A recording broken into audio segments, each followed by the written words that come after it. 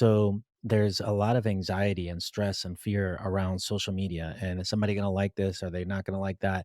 Is something going to get posted about me? Are people going to be talking about me? And there's a lot of youth that live in that fear. They're trapped in it. And it takes a lot to break out of that and be able to rest. Well, I think a lot of us have forgotten what rest even means.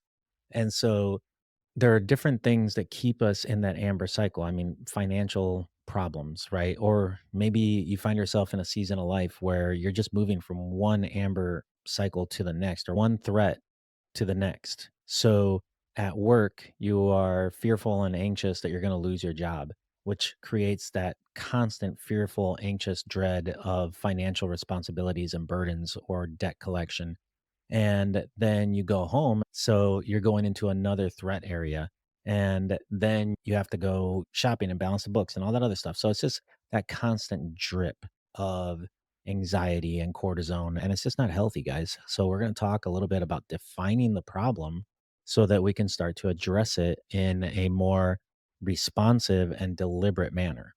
We have to remember that fear manifests itself in result of real threats or perceived ones. So this can all be in your head. It activates the amygdala, which is a critical part of our brain in the fear response center. And it's that area of our brain that starts to result in those physiological responses. Fear also isn't just one flavor, one size fits all. You've got generalized anxiety, phobias, social anxiety, panic disorders, fear of clowns, fear of arachnids. Statistically speaking, anxiety disorders affect 19.1% of Americans across the board. Also, specific phobias affect 19 million Americans, as well as social anxiety affecting 15 million Americans, which is also fuel for the pharmaceutical industry. And we all know that, right?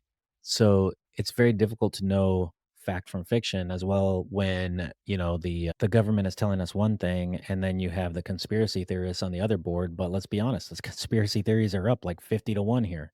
Modern day fears have also evolved in our society. So those same old, arachnophobia and fear of zombies and the boogeyman and things like that, they're all still out there. But on top of that, we've layered social anxiety, like I was talking about, social media, the fact that a lot of people just aren't comfortable or feel threatened even speaking with another person, let alone disagreeing with another person.